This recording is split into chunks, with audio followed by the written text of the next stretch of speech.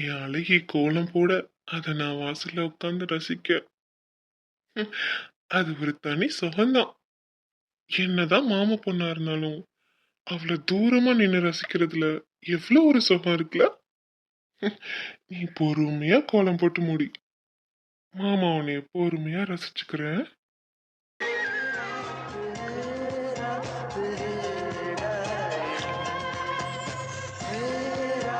இந்த ட்ரைனிங் முடிச்சுட்டு நான் ஆர்மியில கம்ப்ளீட்டா ஜாயின் பண்ணிக்கிறேன்.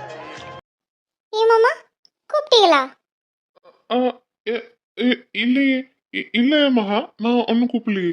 நான் பேப்பர் தான் படிச்சுட்டு இருக்கேன். ஓ சரி சரி. இல்லை என் பேரை சொன்ன மாதிரி இருந்தது அதான். அதெல்லாம் இல்ல, நான்லாம் உன்னை கூப்பிடல. நீ நீ உன் வேலையை பாரு. ஆ சரிங்க மாமா. ரங்கா ரங்காலி. அத்தாடி, காது ரெண்டும் ரொம்ப ஷார்ப்பு தான். பார்த்தா வேலை பார்த்துட்டு இருக்க மாதிரி தான் இருக்கு. ஆனா நம்ம அவ பேர் சொன்னது இப்படி கரெக்டா சொல்ற பாரு. என் அழகி.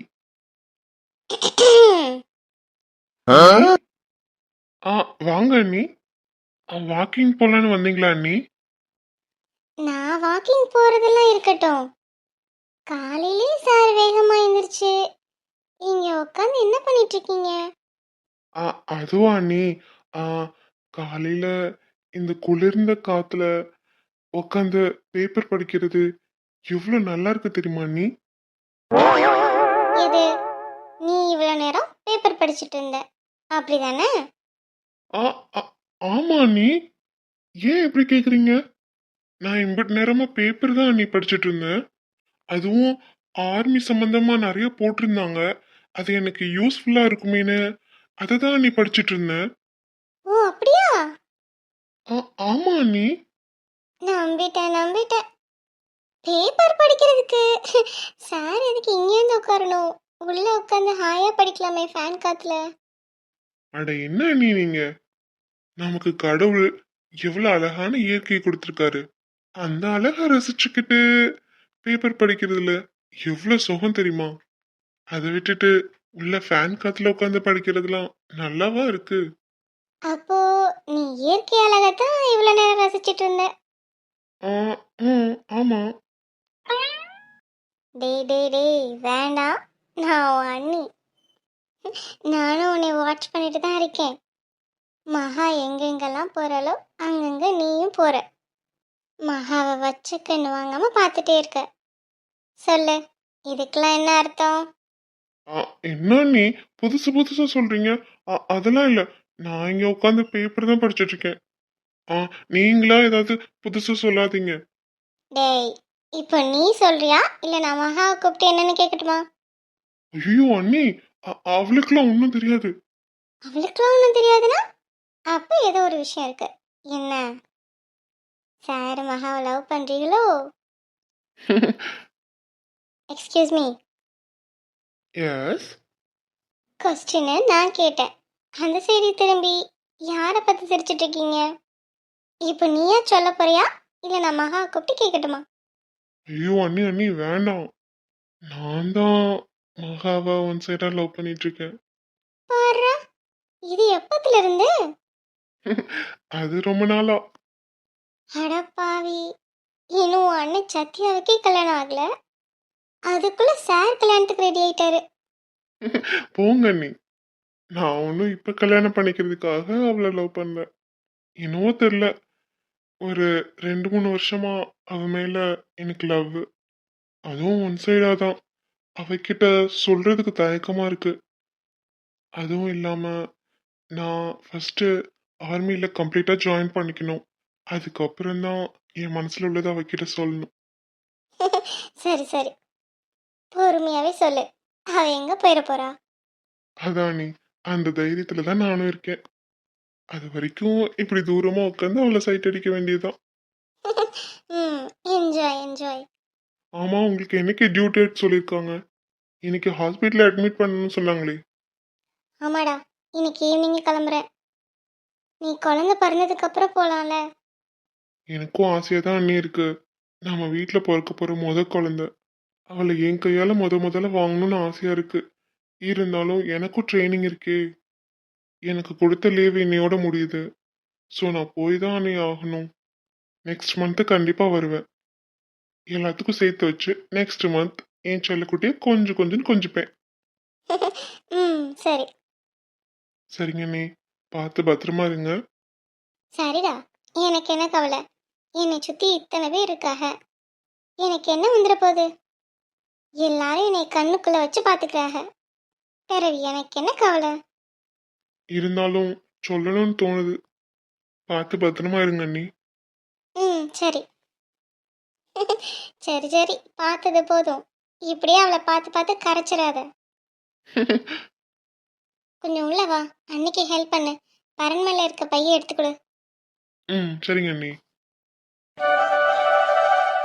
ஆமா அண்ணி. இல்லடா அர்ஜுன், அவ்வளோதான். சரிங்க அண்ணி. எதனா எடுக்கணும்னா என்னை கூப்பிடுங்க. நான் போய் என்னோட துணியெல்லாம் எடுத்து வச்சு பேக் பண்ணணும். நானும் இன்னைக்கு ஈவினிங் கிளம்புறேன்ல. ம் சரி அர்ஜுன், நான் எதனா வேணும்னா கூப்பிட்றேன். ம் சரிங்க அண்ணி. அண்ணி. வா சத்யா. ஆ. என்ன அண்ணி, ஹாஸ்பிட்டலுக்கு தேவையானதை எடுத்து வச்சுட்டு இருக்கீங்களா? ம் ஆமாம் சத்யா. ஆமாம், இது என்ன கை நிறையா என்னென்னவோ வாங்கிட்டு வந்த மாதிரி இருக்கு? ஆமா அண்ணி. இன்னும் ஒரு வாரத்துல குழந்தை பிறந்துரும் சொல்லியிருக்காங்கல்ல. அதனால தான் பேபி கிட் வாங்கிட்டு வந்திருக்கேன். இதுல பிறந்த குழந்தைக்கு தேவையான எல்லாமே இருக்கு அண்ணி. நம்ம அதுக்குன்னு வெளியில போக வேண்டாம். சூப்பர்ல சத்யா. ஆமாடா, சூப்பரு. ஆனா நீ ஒரு மரமண்டையாச்சே, இதெல்லாம் உனக்கு தோணாதே. ம், அடி வாங்க போறடா நீ. சரி சரி, கோவப்படாத. டே அர்ஜுன், அவன் எவ்வளோ ஸ்மார்ட்டாக யோசிச்சு அழகா பேபி கிட் வாங்கிட்டு வந்திருக்கான். நீ அவனை போய் கிண்டல் பண்ணிட்டு இருக்க. உனக்கு வாங்கி தரணும்னு தோணுச்சால? அண்ணி, நான் ரொம்ப சின்ன பையன் அண்ணி. எனக்கெல்லாம் இதெல்லாம் எப்படி வாங்க தெரியும்? ஆமாம்மா, நீ ரொம்ப ரொம்ப சின்ன பையன்தான். ஆனால் லவ் மட்டும் பண்ண தெரியும். ஆ அண்ணி அண்ணி சுமாருங்க. கருவாப்பைலுக்கு தெரிஞ்சா கிண்டல் பண்ணுவான். ம் சரி சரி. என்ன, நீங்க ரெண்டு பேர் மட்டும் ஏதோ ரகசியம் பேசிக்கிற மாதிரி தெரியுது. அதெல்லாம் ஒண்ணு இல்லையே. அடே, என்கிட்ட ஏதாச்சும் மறைக்கிறியா? ஏன் அண்ணி, அவன் ஏதாவது என்கிட்ட மறைக்கிறானா? அண்ணி இல்லைன்னு சொல்லுங்க. அதெல்லாம் ஒன்றும் இல்லைடா, சும்மா தான் பேசிகிட்டு இருந்தோம். ம் சரிங்க அண்ணி. ஹாஸ்பிட்டலுக்கு தேவையான திங்ஸ் எடுத்துட்டு போகும்போது இதையும் கையோட எடுத்துட்டு போயிருங்க அண்ணி. ம் சரிப்பா. ஆமாம், நீ யூனிஃபார்ம் போடலையா? இல்ல அண்ணி, 2 நாளா மஃப்டியில தான் இருக்க சொல்லியிருக்காங்க. அதுவும் வேலை வெளியூர்ல. அதனாலதான் மஃப்டியில இருக்கேன். இன்னைக்கு நைட்டு கிளம்புறேன். என்னங்கடா, ஆளாளுக்கு கிளம்புனீங்கன்னா என்ன அர்த்தம்? குழந்தை பிறக்கிற இந்த நேரத்தில் யாருமே என் கூட இல்லைன்னா என்ன அர்த்தம்? டீ சத்யா, நீயாவது கூட இருக்கலாம்ல. சண்முகனே இன்பானே பார்த்துப்பாங்க தான். இருந்தாலும் நீ இருந்தா ரொம்ப நல்லா இருக்கும். ஏன், நீ இருக்க வேண்டியதானே? உனக்கு எப்படி உன் வேலை முக்கியமோ அதே மாதிரிதான் என் வேலையும். எனக்கு மட்டும் என்ன ஆசையா என்ன? டீ சத்யா, நான் அதை சொல்ல வரலடா. எனக்கு ட்ரைனிங் இல்லைனாலும் நான் எக்ஸ்ட்ரா லீவ் கேட்டு நான் இருந்திருப்பேன். ட்ரைனிங்கிறது ரொம்ப இம்பார்ட்டண்ட். அதனால தான் நான் கிளம்புறேன். ஆனா உனக்கு அப்படி இல்லையே. டேய், எனக்கும் இது இம்பார்ட்டன்ட் கேஸ் தான். அண்ணி, நீங்க கவலைப்படாதீங்க. எதெல்லாம் எமர்ஜென்சினா டக்குன்னு கால் பண்ணுங்க, நான் வந்துடுவேன். பக்கத்து ஊர் வரைக்கும் தான் போறேன். சரி சத்யா, நீ போயிட்டு வா, நாங்கள் பார்த்துக்குறோம். ம். என்னங்கடா, ஆளுக்கு ஒரு பக்கம் கிளம்பிட்டீங்களா? ஆமாண்ணே, எனக்கு ட்ரைனிங் இருக்கு. சத்யாக்கு ஏதோ முக்கியமான கேஸ் இருக்கான். சரிடா, வேலை தான் முக்கியம். அண்ணிய பத்திரமா பாத்துக்கோங்கண்ணே. அவளை பத்திரமா பாத்துக்கிறத விட எனக்கு என்ன வேலை இருக்கு? நீங்க 2 பேரும் கவலைப்படாம போயிட்டு வாங்க. சீக்கிரமா மகனோ மகளோ பிறந்தோடனே நான் உங்களுக்கு கால் பண்ணி சொல்றேன். ம் சரிங்க அண்ணே. அண்ணே, ரொம்ப எமர்ஜென்சினா எனக்கு கால் பண்ணு. நான் பக்கத்து ஊர்ல தான் இருப்பேன். சரிடா சத்யா. என் கூட தான் இன்பா இருக்கான்ல, நானும் அவனும் பாத்துக்கிறோம். அதை தவிர்த்து ஏதாவது எமர்ஜென்சினா நான் உனக்கு கால் பண்றேன். ம் சரி, நான் கிளம்புறேன். எனக்கு ஸ்டேஷன்ல கொஞ்சம் வேலை இருக்கு. அதை முடிச்சுட்டு நானும் அப்படி நைட்டு கிளம்புறேன். ம் சரிடா. சரிண்ணே, நானும் போய் துணியெல்லாம் பேக் பண்றேன். ம், சரி. இது நெட்டி குழந்தைக்கு தேவையான திங்ஸா? அட ஆமாங்க, இதெல்லாம் மொத்தமா வச்சு வைக்கிறாங்க போல. நம்ம சத்தியா தான் வாங்கிட்டு வந்திருந்தியா? பரவாயில்லையே, பயபுலிக்கு இந்த அளவுக்கு மூளை இருக்கா என்ன? என்ன நினைச்சீங்க? இன்னும் உங்க தம்பிங்க எல்லாம் சின்ன பையங்கன்னு நினைச்சீங்களா? காலகாலத்துல 2 பேத்துக்கும் கால் கட்டு போட்டு விடுங்க. ம், சரி சரி. புரோக்கர் ஐயா கிட்ட நாங்களும் சொல்லிட்டு தான் இருக்கோம். வரன் வந்த பாடுதான் இருக்கு, ஆனா செட் ஆக மாட்டேங்குது. சத்யாவுக்கு முடிச்சதுக்கு அப்புறம் அர்ஜுனுக்கு கையோட முடிச்சு விட்டுற வேண்டியதான். ம், சரிங்க. என்ன காலையில இருந்து மனசு ஒரு மாதிரி இருக்கு. என்னதான் வெளியே கலகலப்பா சிரிச்சுக்கிட்டு இருந்தாலும் மனசுக்குள்ள ஏதோ ஒரு பாரமா இருக்கே. இன்னும் 4 நாள்ல நான் அம்மாவாக போறேன். ஆனா அதுக்கான எந்த சந்தோஷமும் என் மனசுக்குள்ள இல்லையே. ஏதோ ஒரு பதட்டம் இருக்கு. ஆனா என்னன்னு தான் புரிய மாட்டேங்கி. மீனாட்சி, தேவையில்லாம பதட்டப்படாத. இது எல்லா பொண்ணுங்களுக்கும் வரதுதான். எல்லா பொண்ணுங்களும் பிரசவ நேரத்துல இப்படிதான் பதட்டமா இருப்பாங்க. அந்த பதட்டம் தான் தவிர வேற ஒன்றும் இல்லை. நீ எதையாவது நினைச்சிட்டு இருக்க. இந்த நேரத்துல நம்ம பாசிட்டிவான்னு திங்க் பண்ணணும். பாத்தியாருனா நம்ம வந்தது கூட கவனிக்காம மேடம் ஆழமா யோசிக்கிறாங்க. ஆமாக்கா, இன்னும் இவளுகளை எப்படி நம்ம கைக்குள்ள வச்சுக்கலான்னு யோசிக்கிறா போல. பாவம், அதுதான் நடக்காதே. ஏன்னா அவ இந்த வீட்டில் இருக்கிற கடைசி நாள் இதுதான். அடுத்து இந்த வீட்டுக்கு வரணும்னா போனாமா தான் வருவா. ஆமாக்கா, நமக்கு இடைஞ்சலா இருக்கிறவங்க இருக்கவே கூடாது. சரி, இங்க நின்று பேசிக்கிட்டே இருந்தோம்னா இந்த மருந்து அவகிட்ட கொடுக்க முடியாது. அதுக்குள்ள யாராவது வந்துருவாங்க. எப்படியாவது நாசுக்கா பேசி இந்த மருந்து அவ கையில கொடுத்துரு. ஞாபகம் இருக்கட்டும், இது பிரசவத்துக்காக வாங்கின நாட்டு மருந்துன்னு சொல்லு. இதை குடிச்சா சுகப்பிரசவம் ஆகும்னு சொல்லு. சரிட்டி, எனக்கு நீ சொல்லி தரியா? நானே உலக மகாவில்லி, நீ எனக்கு சொல்லித்தர. இப்ப பாரு, நான் எப்படி பேசி அவகிட்ட இந்த மருந்து கொடுக்குறேன்னு. அப்போ சரி, கொடு. ம், இந்த நேரத்துல பதட்டப்படக்கூடாது. நம்ம சாமியை தான் நினைக்கணும். அப்பதான் நமக்குள்ள ஒரு நல்ல எண்ணம் வரும். மீனாட்சி அக்கா, வாதனா, சொல்லுதனா. என்னக்கா ஒரு மாதிரி இருக்கிய? அது ஒன்றும் இல்லைதானா, பிரசவம் நெருங்க நெருங்க கொஞ்சம் பதட்டமா இருக்கு. ஆமாம்மா, அது எல்லாருக்கும் இருக்கிறது தானே. நீங்கள் இந்த நிலமையில இருப்பீங்கன்னு தெரிஞ்சுதான் நான் உங்களுக்காக ஒவ்வொரு கடையில பார்த்து பார்த்து இந்த மருந்து வாங்கியாந்தேன். அப்படியா? இது என்ன மருந்து? இது நாட்டு மருந்துக்கா. பிரசவத்துக்காகவே தனியாக ஸ்பெஷலாக செஞ்சது. அந்த காலத்துலலாம் பிரசவத்துக்கு இந்த மாதிரி மருந்து குடிச்சு தான் சுகப்பிரசவம் ஆயிருக்கான். அப்போ உள்ள கிழவிகிட்டலாம் பக்குவத்தை கேட்டு வச்சு இப்போ இந்த மாதிரி மருந்து தயாரிக்கிறாங்க.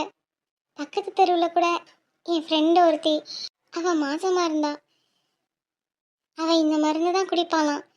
இப்போ அவளுக்கு சுகப்பிரசவம் ஆயிருக்கு. அவள் தான் எனக்கு இந்த மருந்து சொன்னான். அதான் நான் உங்களுக்கு வாங்கிட்டு வந்திருக்கேன். இதை 3 வேளையும் சாப்பிட்டதுக்கு பிறகு நீங்கள் குடிக்கணும்.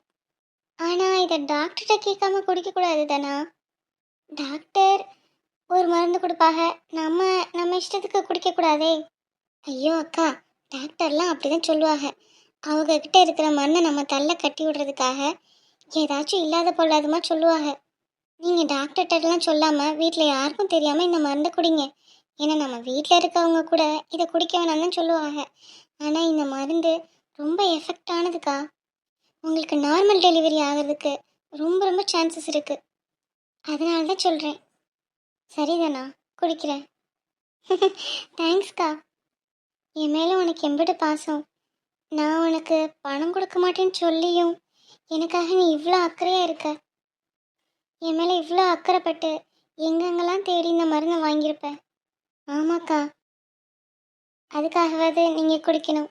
இதை குடிச்சதுக்கப்புறம் உங்களுக்கு நார்மல் டெலிவரி ஆனால் எனக்கு ரொம்ப சந்தோஷமாக இருக்கும். கண்டிப்பாக குடிக்கிறேன் தானா? ம், இந்தாங்கக்கா. வீட்டில் இந்த மருந்து யார்ட்டையும் காட்டாதீங்க. ஏன்னா நான் வாங்கி கொடுத்தது தெரிஞ்சா அத்தை வேணும்னே வேணான்னு சொல்லுவாங்க.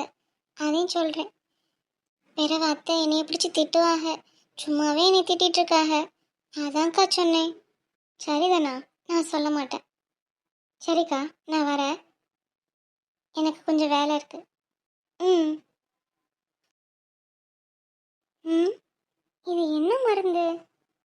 பிரசவத்துக்கு குடிக்கிற மருந்துன்னு தான் போட்டிருக்கு. சரி, அந்த பிள்ளை நமக்காக அக்கறையா வாங்கிட்டு வந்திருக்கு. குடிப்போம். மீனாட்சி, அத்தை, அந்த தனா என்ன சொல்லிட்டு போறா? ஆமா, உன் கையில என்னது இது? ஏதோ மருந்தாட்டம் இருக்கு. ஆ, அத்தை, அது வந்து நான் சொல்லுவேன். ஆனா நீங்க தனா கிட்ட எதுவும் கேட்டுக்க கூடாது. சரி டி, சொல்லு. இல்ல, தனாவோட ஃப்ரெண்டு யாரோ ஒருத்தி இந்த மருந்து குடிச்சுதான் அவளுக்கு சுகப்பிரசவம் ஆச்சாம். அதான் அந்த பிள்ளை என் மேல அக்கறைப்பட்டு இந்த மருந்து எனக்கும் ஒன்று வாங்கிட்டு வந்திருக்கா. ஆனா வீட்டில் இருக்கவங்க கிட்ட சொன்னா திட்டுவாக, நீங்க அவங்க கிட்ட சொல்லாதீங்கன்னு சொல்லிட்டு போயிருக்கா. நீங்க எதுவும் அவகிட்ட கேட்டுக்காதீங்க. கொண்டா, அது என்ன மருந்துன்னு பார்ப்போம். ம். சுகப்பிரசவத்திற்கு சாப்பிடும் மருந்து தான் போட்டிருக்கு. அதே மாதிரி மேனுஃபேக்சரிங்கும் இப்போ தான் பண்ணியிருக்காங்க. அதெல்லாம் சரிதான். ஆனால் கண்ட கண்ட மருந்தெல்லாம் குடிக்கக்கூடாது இந்த நேரத்தில். டாக்டர் அம்மாக்கு தெரியும் உன் உடம்பு எந்த நிலைமையில இருக்குன்னு. உனக்கு சுகப்பிரசவம் ஆகாதுன்னா முன்னாடியே சொல்லியிருப்பாங்க. உன் உடம்பு கண்டிஷன் நல்லா இருக்கிறதுனால தான் டாக்டர் எதுவும் சொல்லலை. அதனால இந்த மருந்தெல்லாம் உனக்கு தேவையில்லை. அந்த பிள்ளை உன் மேலே அக்கறையாக தான் வாங்கிட்டு வந்திருக்கு. இருந்தாலும் எது குடிக்கணும் எது குடிக்கக்கூடாதுன்னு அவளுக்கு தெரியாது இல்லையா? ஆமாத்த. அதனால இந்த மருந்தெல்லாம் நீ குடிக்க வேணாம். நீ குடிக்கலன்னு அவகிட்ட சொல்லவும் வேணாம். அவ கேட்டால் நான் குடிச்சிட்டேன்னு சொல்லிடு. சரிங்கத்த. சரி, இந்த மருந்து என்கிட்டே இருக்கட்டும். ம். சரி வா, சாப்பிட போவோம். சரிங்கத்த. ச்சே, கடைசியில் இந்த கிளவி வந்து கெடுத்து விட்டுருச்சு எல்லாத்தையும். சரி விடுக்கா, வேற ஏதாவது பிளான் பண்ணுவோம்.